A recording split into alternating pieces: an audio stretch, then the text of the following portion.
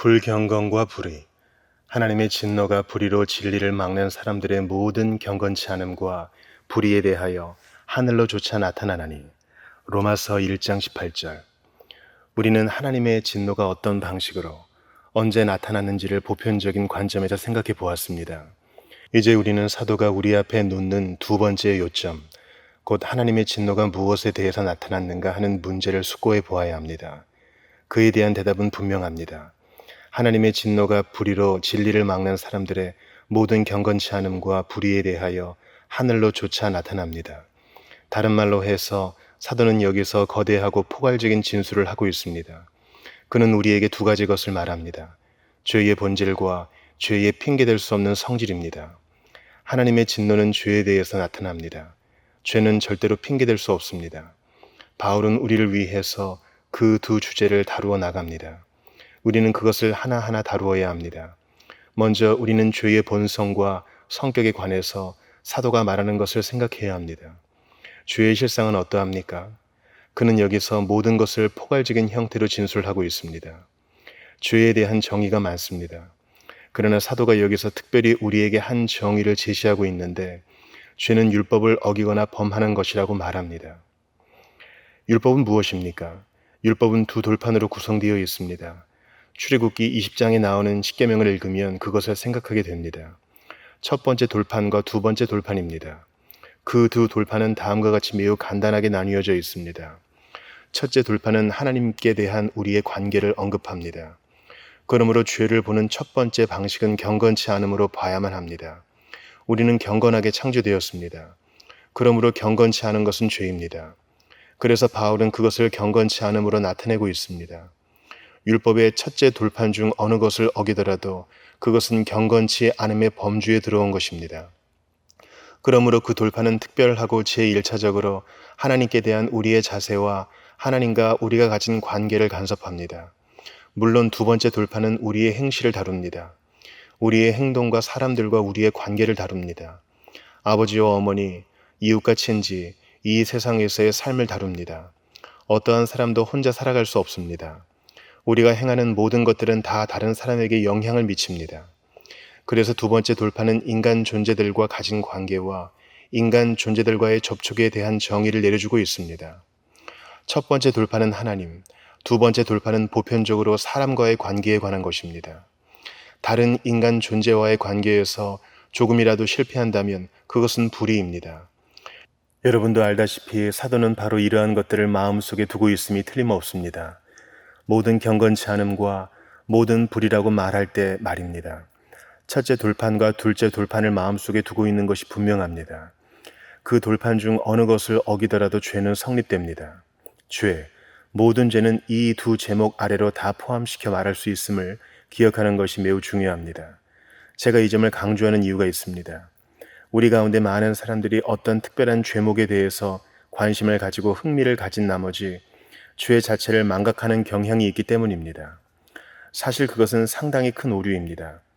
불신자들은 죄들에 관해서 말하는 것을 결코 반대하지 않는다는 것을 여러분도 아실 것입니다. 그러나 원죄에 관해서 하는 말은 미워합니다. 왜냐하면 우리가 어떤 순간에 알게 되겠지만 그것이 훨씬 더 그들로 하여금 죄를 깨닫게 하기 때문입니다. 제가 말씀드리지만 사도는 분명히 여기에서 율법의 두 돌판을 생각하고 있습니다. 그가 말하는 것은 언젠가 우리의 복되신 주님께서 친히 말씀하셨던 것을 되풀이한 것이라고 할 수 있습니다. 마가복음서에 보면 어떤 율법사가 주님께 나와서 모든 계명 중에 첫째가 무엇이니이까 또는 어느 계명이 제일 되고 가장 중요한 계명이니이까 라고 물었습니다. 주님께서는 내 마음을 다하고 목숨을 다하고 뜻을 다하고 힘을 다하여 주 너의 하나님을 사랑하라 하신 것이요 둘째는 이것이니 내 이웃을 내 몸과 같이 사랑하라 하신 것이라. 이에서 더 큰 계명이 없느니라. 정확히 같습니다. 경건치 않음과 불의, 우리는 죄 전체를 그 두 제목 아래에 다 함축시키고 있다는 것을 이해하는 것은 매우 중요하다는 것을 여러분도 알게 되었습니다. 그러므로 말하자면 사도는 이 18절에서 자기가 논증의 기본으로 삼을 본문을 진술하고 있는 셈입니다. 1장 나머지 부분은 그 본문의 강의라고 할 수 있습니다. 1장 나머지 부분 전체는 경건치 않음과 불의의 문제에 있어서 인류가 어떻게 잘못을 범했는가를 강론하고 예증하는 것입니다. 그는 참으로 무섭고 놀랍게 그 문제를 상세히 파헤쳐 줍니다. 여러분은 인류가 의도적으로 하나님께 등을 돌리고 불의한 것을 택하고 그렇게 해놓고 그것을 자랑하는 방식을 보여주고 있습니다. 바울은 불의가 전적으로 핑계할 수 없는 것이라고 말하고 있습니다. 그 불의는 모든 것을 불러옵니다. 그는 그 불의의 결과로 따라오는 섬뜩한 결과들을 보여줍니다. 끝으로 그는 하나님께서 그것에 대해서 하신 일을 보여줍니다. 그것이 바로 우리가 한 요점 한 요점 상세하게 다루어야 할 1장 나머지의 내용입니다. 그러므로 죄의 정의부터 시작해 봅시다. 하나님의 진노가 사람들의 모든 경건치 않음과 불의에 대하여 하늘로 솟아 나타나나니, 여기에 제가 다시 강조하고자 하는 두 논평이 있습니다. 저는 그것을 매우 중요하게 여기기 때문에 강조합니다. 첫째는 두 가지 것이 함께 취급되어야 한다는 것입니다. 곧 경건치 않음과 불의입니다. 또는 긍정적인 형태로 그것을 표현하자면 경건함과 의로움입니다. 그것들은 서로 분리되어서는 안 됩니다. 언제나 함께 가야 합니다. 교회 역사는 이 두 가지가 서로 분리될 때 일어나는 참상을 웅변적으로 증거하고 있습니다. 사람들이 하나님과 자신들의 관계의 중요성을 망각하거나 아니면 자기들과 하나님과의 관계가 옳다고 상상하면서 자기들의 행실과 행위를 돌보지 않는 그런 경우에 무서운 일이 일어났습니다. 두 경향은 동등하게 위험천만한 것이며 그리스도인의 삶에 있어서 치명적인 것입니다. 또 다른 서신에서 바울은 어떤 사람들에 대해서 말하면서 경건의 모양은 있으나 경건의 능력은 부인하는 자라고 말합니다. 그들은 하나님에 대해서 말하고 하나님에 대해서 관심을 가지고 있는 것 같고 하나님께 기도하는 모습을 보이기도 했습니다. 그러나 그들의 삶은 그것을 부인합니다. 그러므로 그것은 진실한 것이 아닙니다. 여러분은 의와 경건치 않음 또는 경건치 않음과 의를 서로 갈라놓아서는 안 됩니다. 이 두 가지는 서로 함께 가야 합니다. 의는 없는데 경건함이 있다고 하는 그러한 일은 있을 수 없습니다. 그러므로 저는 그 점에 대해서 큰 강조점을 두어 역설합니다. 그러나 그렇게 말하였으니 저는 서슴없이 사도가 그 두 가지를 놓는 순서를 주목하는 것이 동등하게 중요하다고 말씀드립니다. 두 가지는 언제나 함께 갑니다. 그렇습니다. 그러나 언제나 순서를 지켜서 첫 번째 올 것은 첫 번째 오고 두 번째 올 것은 두 번째 와야 함은 매우 중요한 요점입니다. 사도가 그렇게 표현한 것은 생각 없이 우연히 한 것이 아님을 애써 보여주고 싶습니다. 마치 경건치 않음 앞에 불의를 갖다 놓을 수도 있는데 그렇게 한 것이 아니라는 것입니다. 천만의 말씀입니다. 이것은 근본적이고 핵심적인 요점입니다. 경건치 않음은 언제나 불의보다 앞섭니다. 어째서요? 제가 느끼기로 이 점은 오늘날 특별히 중요합니다. 왜냐하면 이 순서를 망각하고 그 순서를 지키는 것이 얼마나 필요하다는 것을 망각하는 경향이 있다고 생각되기 때문입니다. 어째서 경건을 먼저 놓고 그 다음에 의를 놓거나 아니면 불경건을 먼저 놓고 불의를 그 다음에 놓는 것이 그처럼 중요한가요? 몇 가지 이유를 여기에 소개하겠습니다. 죄의 본질적인 진수는 불경건입니다. 죄의 실상은 바로 그것입니다. 죄로 죄되게 하는 것은 바로 그러한 성질입니다. 그것은 하나님께 대한 우리의 전체 관계입니다. 이러한 것에 비추어 볼 때 불경건이 무엇을 의미하느냐에 대해서 분명해야 합니다. 불경건은 어떤 모양으로나 형태로든지 그것은 문제가 되지 않음. 전적으로 하나님의 영광만을 위해서 살고 하나님의 거룩한 이름을 찬미하기 위해서 사는 것을 거절한다는 뜻입니다. 어떻게 해서든지 그렇게 하지 못하거나 그렇게 하고픈 소원이 조금이라도 부족하면 그것은 경건치 않음입니다. 우리는 우리의 복되신 주님께서 그 율법사에게 말씀하신 진수를 다시 한번 생각해 볼 필요가 있습니다. 내 마음을 다하고 목숨을 다하고 뜻을 다하고 힘을 다하여 주 너희 하나님을 사랑하라. 그보다 더 철저한 어떤 것을 가질 수는 없습니다. 하나님께서 우리에게 요구하시는 것이 바로 그것입니다. 우리에게 하나님은 그러한 것을 기대하십니다. 그러한 삶을 살지 못하는 것이 불경건입니다. 정도야 어찌 되었든 형태야 어찌 되었든 문제가 되지 않고 우리의 전 존재로 하나님을 소원해야 합니다. 그렇게 하지 못할 때 그것이 죄입니다. 우리는 하나님을 알고 싶어 해야 하고 하나님을 아는 것을 이 세상에서 사는 우리의 삶의 최고 목표로 삼아야 합니다. 우리는 그 영광을 소원해야 합니다. 그러므로 우리는 그 영광을 위해서 살 소원을 가져야 합니다. 우리는 그의 뜻을 구해야 합니다. 그의 뜻을 알고 싶은 소원을 가져야 합니다. 우리의 최대의 노력은 언제나 모든 범사와 모든 국면에서 하나님의 뜻을 행하는 데 있어야 합니다. 그 귀추들이 어떠하든지 그것은 문제가 되지 않습니다. 그것은 바로 경건함입니다. 우리의 복되신 구주의 삶 속에서 바로 그 점을 발견합니다. 주님께서 이 세상에 계실 때에 가졌던 오직 유일한 관심은 아버지를 영화롭게 하는 것이었습니다. 그는 지상 생애를 마치려는 즈음에 이렇게 말씀하실 수 있었습니다. 아버지께서 내게 하라고 주신 일을 내가 이루어 아버지를 이 세상에서 영화롭게 하였사오니. 그는 자기의 뜻을 행하러 온 것이 아니라 자기를 보내신 아버지의 뜻을 행하러 왔습니다. 복음서에서 이적을 행하실 때 사람들이 하나님께 영광을 돌리니라 또는 그들이 하나님을 찬미하니라는 구절을 얼마나 자주 읽게 되는지 여러분도 아실 것입니다. 그의 전체 삶은 오직 전적으로 하나님의 영광만을 위해서 영이 되는 것이었습니다. 그는 내가 내 영광을 구하지 않고 나를 보내신 이의 영광을 구한다 라고 말씀하십니다. 거기에 완전한 경건이 있습니다. 성경은 하나님께서 그러한 목적으로 사람을 지으셨다고 가르칩니다. 사람의 최고되는 목적이 무엇이냐라고 소율이 문답은 첫 번째로 묻습니다. 그 대답은 사람의 최고되는 목적은 하나님을 영화롭게 하며 영원토록 그를 즐거워하는 것이니이다. 그것이 바로 사람의 최고되는 목적입니다. 어떤 방면에서든지 그 목적에 조금이라도 미치지 못한다면 그것은 경건치 않은 죄를 범하는 것이고 그것이 바로 죄가 됩니다. 여러분은 어째서 이것이 처음에 와야 하는지, 어째서 이것이 가장 우선적인 것인지, 어째서 술 취함과 음행이나 이러저러한 다른 죄의 문제가 처음에 오지 않아야 하는지 아시겠습니까? 대답은 우리와 하나님과의 관계입니다. 사람이 하나님을 영화롭게 하기 위해서 지음을 받았다는 이 개념입니다. 우리 주님께서 그것이 첫째 되고 가장 중요하고 모든 것 중에서 가장 위대한 것이라고 완전하게 명백히 밝히셨습니다. 불의보다 경건치 않음을 먼저 놓은 또 다른 이유는 결국 경건치 않음이 첫 번째 죄라는 데 있습니다. 창세기 3장에서 바로 그것을 발견하지 않습니까? 처음에 아담과 하와는 완전하고 죄가 없었습니다. 그러나 뒤에 가서 그들을 보면 그들이 타락하였고 죄에 빠졌습니다. 그러나 그들이 어떻게 죄를 지었습니까? 여러분은 그 이야기를 기억하실 것입니다. 그들은 이러한 식으로 죄를 지었습니다. 아담과 하와가 금지된 나무의 실과를 먹기 전에 그들은 이미 다른 것을 했습니다.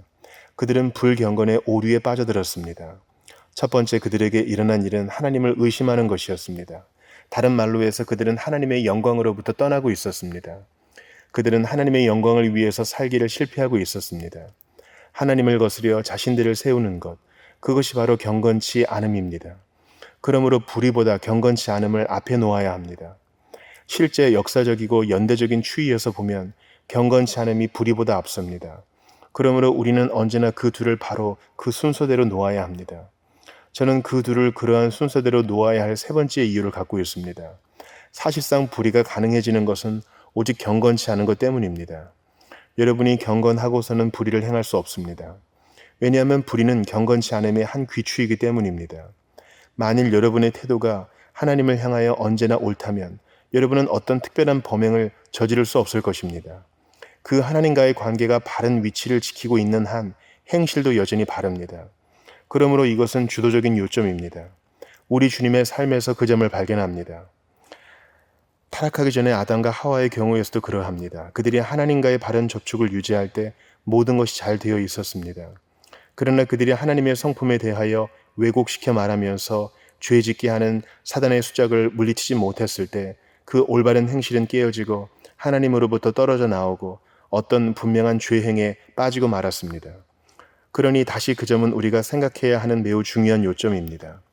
매우 실제적인 또 다른 이유가 있습니다. 모든 사람들로 하여금 죄 지었음을 깨닫게 하는 오직 유일한 방식은 불의보다 불경건을 앞에다 놓는 것입니다.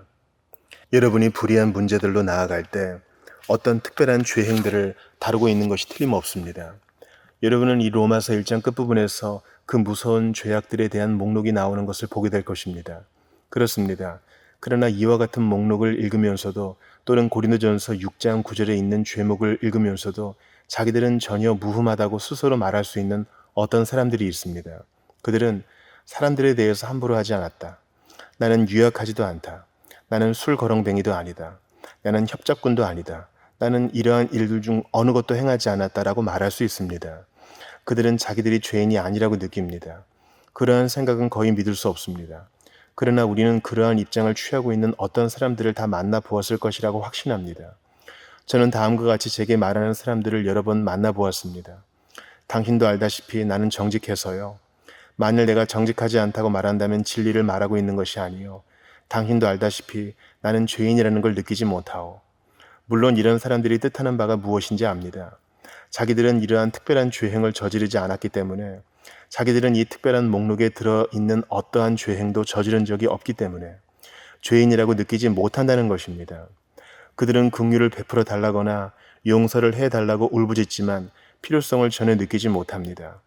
오히려 그들은 성경에서나 어떤 자서전에서 하나님께 긍휼을 베풀어 달라고 부르짖는 사람들은 아마 약간 무언가 비정상적인 사람들이라고 생각합니다. 그것은 시적인 환상이나 자신들을 과장시키거나 과도하게 극화시키려는 천성적인 성향에 불과하다고 느낍니다. 그들은 그러한 사람들을 이해하지 못합니다. 그래서 그들은 이렇게 말합니다. 당신도 알다시피 나는 하나님 앞에서 내가 죄인이라는 것을 느끼지 못했소. 물론 그러한 것을 말하는 유의 사람은 사실상 자기는 경건함의 문제와 불경건함이 얼마나 무서운 죄라는 것을 대면한 적이 없다고 말하고 있는 셈입니다. 그들은 제일 우선적인 죄가, 죄의 진수가 경건치 않음이라는 것을 알지 못했습니다. 아무런 도움도 받지 않고 하나님 앞에 서기에 합당하다고 생각하는 것보다 더 큰 죄는 없습니다.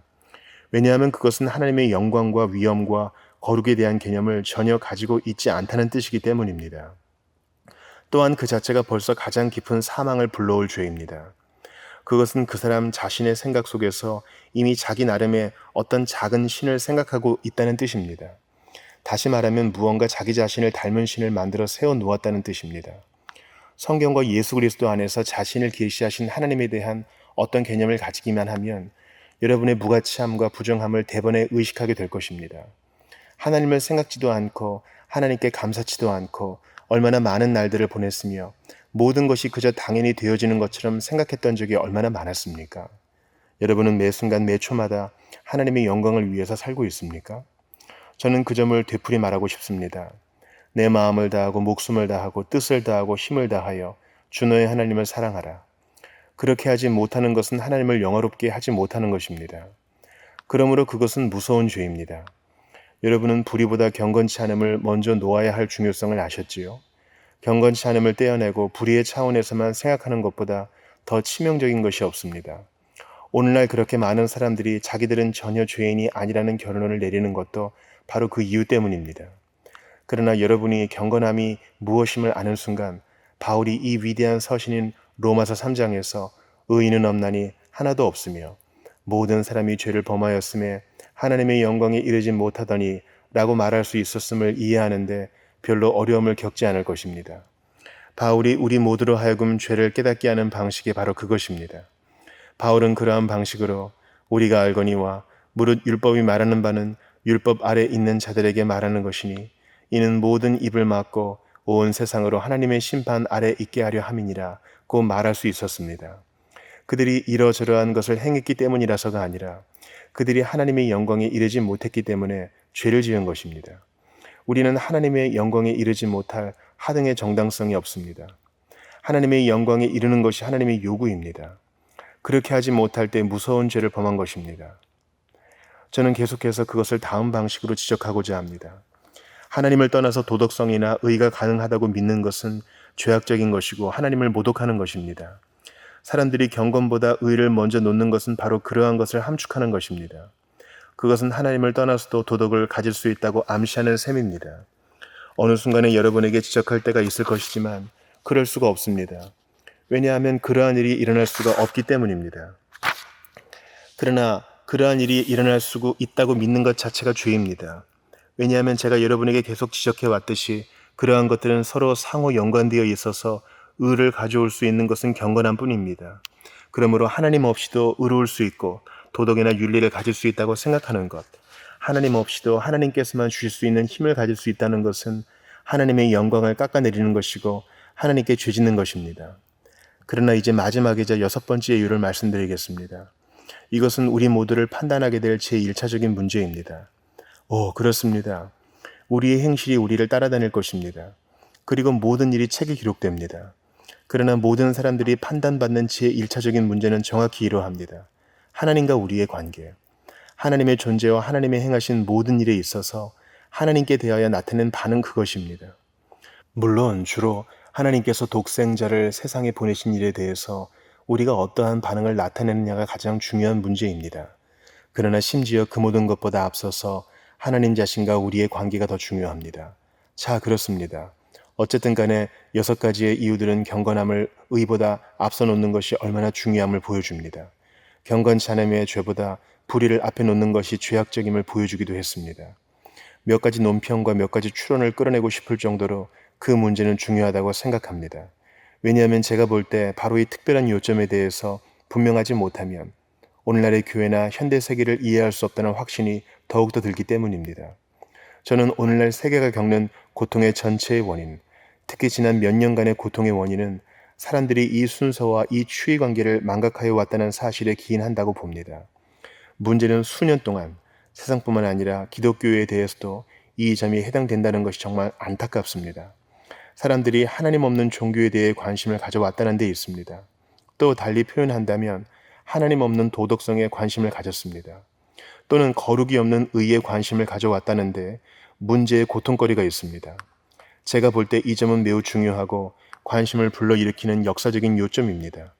정확히 말해서 언제 그러한 일이 일어났습니까? 저는 확실히는 모르나 빅토리아 시대 중엽이나 말여쯤 해서 그런 일이 일어난 것이 분명합니다. 오랜 기독교의 역사 이전에 여러 번 그런 일이 있었습니다. 교회는 경건함으로부터 시작했습니다. 그 경건함의 결과로 의가 따라왔습니다. 그렇습니다. 그러나 언제나 경건은 잃어버리고 의만 가지고 나갈 수 있다는 생각에 빠지는 경향이 있습니다. 물론 이것은 선한 사람들의 특별한 죄입니다. 의나 경건에 관해서 관심을 가지지 않는 어떤 악한 사람들도 있습니다. 저는 그러한 사람들은 생각조차 하지 않습니다. 저는 선한 사람들을 생각하고 있습니다. 오늘날 질서 있는 사회를 가지고 싶어하는 사람들이 있습니다. 그들은 술고래나 부도덕성이나 그러한 류의 일을 싫어합니다. 멋지고 세련되고 훌륭하고 질서 있고 법을 준수하는 사회를 좋아합니다. 실로 그들은 그것을 원합니다. 그래서 그들은 고통 없고 문제 없이 평화롭게 살 수 있습니다. 그런데 그들이 가진 위험은 언제나 이 하나님과의 사활적인 관계가 없이도 종교를 가질 수 있다고 상상하는 데 있습니다. 그들은 말합니다. 그렇다. 종교적이 된다는 것은 좋은 일이다. 결국 한 나라가 종교적이 될 때 더 질서 잡힌 사회를 얻게 될 것이다. 그러면 스트라이크도 많이 일어나지 않을 것이다. 또한 서로 소송하는 일도 그렇게 많지 않을 것이다. 만일 사람들이 종교적이기만 한다면 이러한 산업쟁이들도 피하게 될 것이다.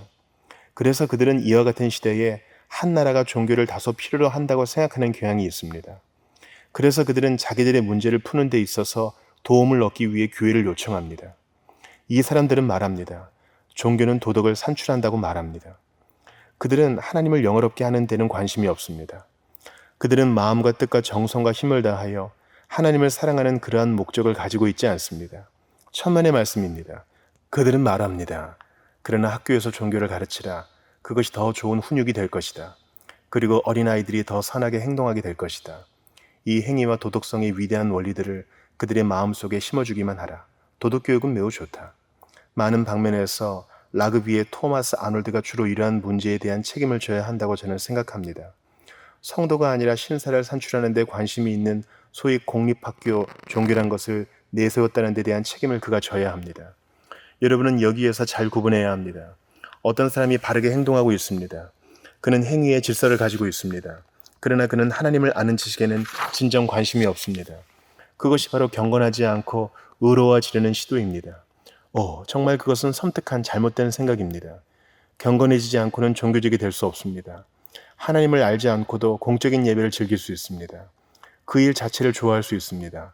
종교, 설교, 찬송, 기도 이러한 것들을 말입니다. 그러나 하나님을 아는 참된 지식은 없습니다. 하나님을 위한 진정한 갈망도 없습니다.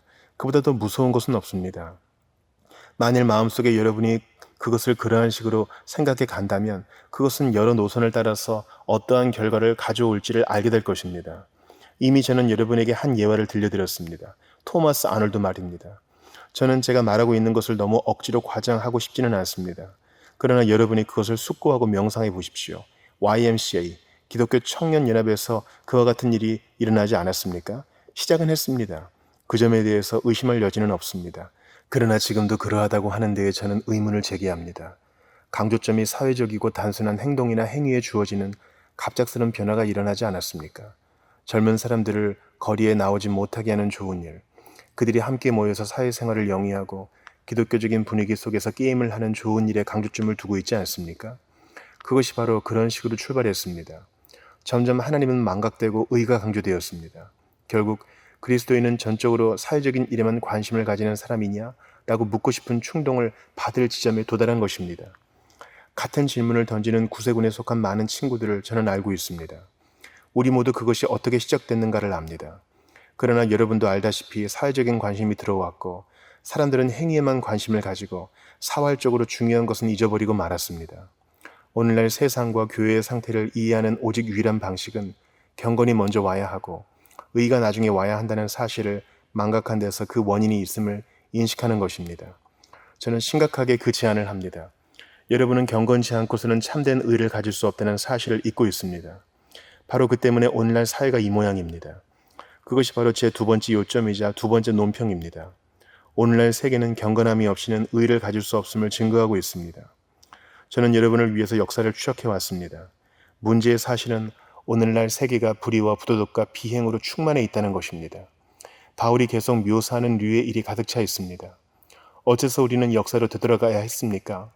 제가 말씀드려온 이유 때문에 그렇습니다. 사람들은 그 사화를 좌우하는 체험이 아니고서도 기독교적인 행동과 행실을 나타낼 수 있다고 생각했었습니다. 사람들은 이렇게 말했습니다.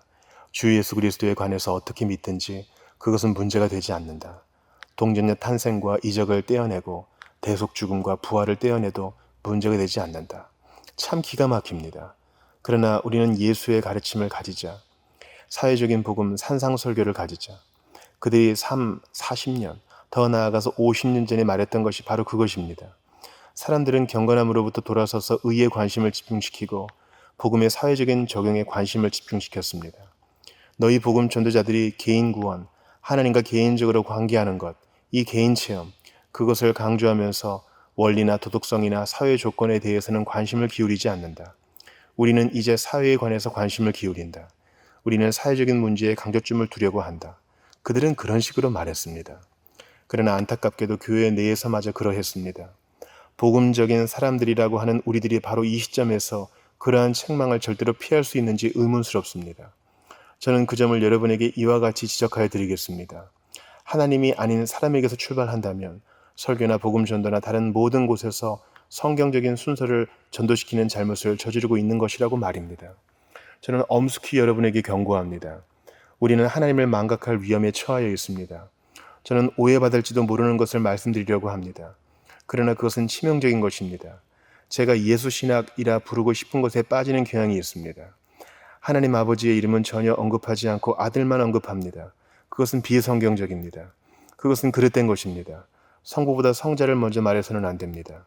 성자께서 성부보다 먼저 자신을 앞세우지 아니하셨습니다. 성자께서 이 세상에 오신 목적과 의도가 무엇이었습니까? 우리에게 자신을 드러내는 그런 단순한 일이었습니까? 천만의 말씀입니다. 우리를 하나님께 이끌기 위한 것이었습니다. 그것이 목적이었습니다. 성자께서 행하신 모든 일은 다 하나님 아버지 중심이었습니다. 그러나 우리는 너무 주관적이 되고 우리 자신과 우리의 난제들에만 너무 관심을 기울인 나머지 구원을 1차적으로 우리가 하나님께 인도받는 무엇으로 생각하지 않고 우리에게 어떠한 것을 주는 것으로 생각합니다. 그 결과 어떠한 일이 일어납니까? 우리의 예배에 있어서 하나님의 의식이 결핍되었습니다. 경외심이 적어지고 외경심과 거룩함이 적고 경박함과 입심조언과 그러한 일들이 나타나게 되었습니다. 성경에서 전혀 발견할 수 없는 것들이 나타나게 되었다는 것입니다. 사도 바울의 경우에서 그러한 것은 생각조차 할 수 없었습니다. 더구나 주 예수 그리스도 자신의 경우에서는 더욱 그러합니다. 천박함, 입심조음, 경박성, 우리가 우리 앞에 경건을 놓는 일을 잊어버렸기 때문에 그 모든 일이 들어온 것입니다. 물론 복음이 우리를 어떤 특별한 죄에서 건져주는 것만은 사실이고 우리에게 특별한 체험을 주는 것도 사실입니다. 그러나 우리는 그것들로부터 출발해서는 안 됩니다. 우리는 먼저 하나님으로부터 출발해야 합니다. 우리와 하나님과의 관계를 먼저 생각해야 합니다. 그것이 그처럼 무섭게 잘못되어 있을 때 그것은 다른 어느 것보다 더 악합니다. 그것이 바로 잡혀지기까지는 다른 것들을 아무리 바로잡는다 해도 아무 소용이 없습니다. 여러분도 아시겠지만 결국은 하나님의 사랑과 하나님의 은혜와 하나님의 거룩한 성품과 존재에 대한 그릇된 개념이 존재하기 때문에 마음으로 진정 찬미하고 기뻐하고 감사하는 것이 그처럼 적게 되는 결과를 가져옵니다. 흥겨움이나 다정다감이 기독교적인 기쁨은 아닙니다. 그리스도인의 기쁨은 하나님의 거룩을 인식하는 것이요, 죄의 깊이와 그리스도께서 하늘에서 오셔서 파멸된 인간들을 위해서 자신을 들여 피를 흘리신 사실을 인식하는 기쁨입니다. 그것이 거룩한 기쁨과 감사를 유발합니다. 말로 할 수 없는 기쁨과 영광의 충만으로 인도한다는 말씀입니다. 때때로 그러한 기쁨과 우리 중에 참된 즐거움이 없어서 염려한다고 말하는 제가 너무 억지를 부리고 있는 것입니까? 그렇다면 경건보다 무엇인가를 앞서 놓았다는 사실 때문에 그러한 참된 기쁨과 즐거움이 없는 것입니다. 저는 그것을 다음과 같이 요약하고자 합니다. 그러므로 이러한 바른 순서로 일들을 놓지 않는 한 참된 복음 전도는 없다고 말입니다. 복음 전도의 1차적인 목적은 사람들을 하나님께 인도하고 하나님과 바른 관계를 갖게 하고 하나님께 대하여 바른 태도를 갖게 하는 데 있습니다. 아무것도 그보다 앞서서는 안 됩니다. 그것보다 다른 어떤 유익을 앞서 생각해서도 안 됩니다. 우리가 그것부터 시작해야지 그것 말고 다른 어떤 가능성을 주시는 분으로 그리스도를 소개해서는 안 됩니다. 왜냐하면 우리가 이러한 일에 실패하면 모든 이단과 다른 여러 기구들이 들어오도록 문을 열어놓는 것이기 때문입니다. 그러한 이단들과 다른 여러 기구들은 사람들을 행복하게 만들 수 있고 사람들을 건져낼 수 있다고들 장담합니다. 우리는 이 점에 대해서 명백해야 합니다. 이단들이 판을 치고 있습니다. 크리스찬 사이언스가 번성하고 있습니다. 제7일 안식교와 여호와의 증인들과 같은 것들이 난무하고 있습니다. 그들이 수많은 사람들을 끌어들이고 그들이 어떠한 삶에서 받은 결과를 말하도록 하고 사람들로 하여금 그러한 이단이 자기들에게 해놓은 놀라운 차이를 증거하도록 촉구합니다. 심리학, 그러한 류의 일들이 역시 같은 일을 할 수 있습니다. 그러나 그것은 심각한 논증은 아닙니다. 심각한 논증은 하나님께서 스스로 놓으신 질서를 허물어뜨리는 것입니다. 여러분은 십계명이 어떻게 시작되는지를 기억하십시오. 십계명은 둘째 돌판부터 시작하지 않습니다. 첫째 돌판이 먼저입니다. 그러므로 복음 전도도 같은 동일한 출발점에서 생각합니다. 사람들의 형편이 어떠하든지, 그들이 행복하든지 비참하든지, 그들이 도덕적이든지 부도덕적이든지 우리가 던져야 하는 질문은 이것입니다. 여러분들이 하나님과 어떤 관계를 가지고 있는가? 전적으로 오직 하나님의 영광만을 위해서 살고 있는가? 만일 그렇지 못하다면 그들은 죄인이라는 사실을 그들에게 일러주어야 합니다. 그것은 죄입니다. 특별한 죄행은 아니나 그것은 죄임이 틀림없습니다. 우리를 지으신 하나님으로부터 물러가게 하는 것이 있다면 그 어느 것이라도 하나님께 심각하게 죄를 짓고 있는 것입니다. 그리고 심판을 받아 지옥의 정죄를 받기에 마땅한 일입니다. 그러므로 전도할 때 1차적으로 사람들의 걱정에 관심을 쏟아서는 안 됩니다. 사람들이 어떻게 살았으며 그들이 어떤 일을 했는지를 먼저 생각해서도 안 됩니다. 사람들 각자가 다 죄인이라는 것을 여러분은 알아야 합니다. 훌륭한 사람들이나 그렇지 못한 사람들 모두가 다 죄인입니다. 그렇기 때문에 어떤 의미에서 여러분이 경건함으로부터 시작한다면 간증을 하는 것은 별로 의미가 없습니다. 문제는 그들이 하나님과 바른 관계를 가지고 있느냐, 그들이 하나님을 아느냐, 그들이 하나님의 영광을 위하고 하나님을 높이고 있느냐 하는 것입니다. 예수 그리스도, 하나님의 아들이 세상에 오신 것은 우리를 하나님께 인도하기 위함입니다. 하나님께서 그리스도 안에 계신다. 무슨 일을 하셨습니까? 세상을 자기와 화목하게 하시며, 그것이 첫 번째 요점입니다. 하나님께서 본래 사람들을 향하여 의도하신 바로 그 관계로 사람들을 되돌아가게 하는 것, 그것이 제일 중요한 문제입니다. 언제나 우리는 그 순서를 지키는 것이 중요하다는 것을 명심합시다. 하나님의 진노가 모든 경건치 않음에 대하여 하늘로 조차 나타납니다. 그것을 그대로 두는 것은 나쁜 일이 아닐 것입니다. 모든 경건치 않음, 우리의 불의는 단순히 우리의 입장을 더 악하게 만드는 어떤 것입니다. 우리가 경건치 않기 때문에 원래 지옥에 가야 마땅한 사람들입니다. 경건치 않은 채로 있는 사람들은 모두 지옥에 갈 것입니다. 하나님의 진노가 모든 경건치 않음에 대하여 하늘로조차 나타납니다.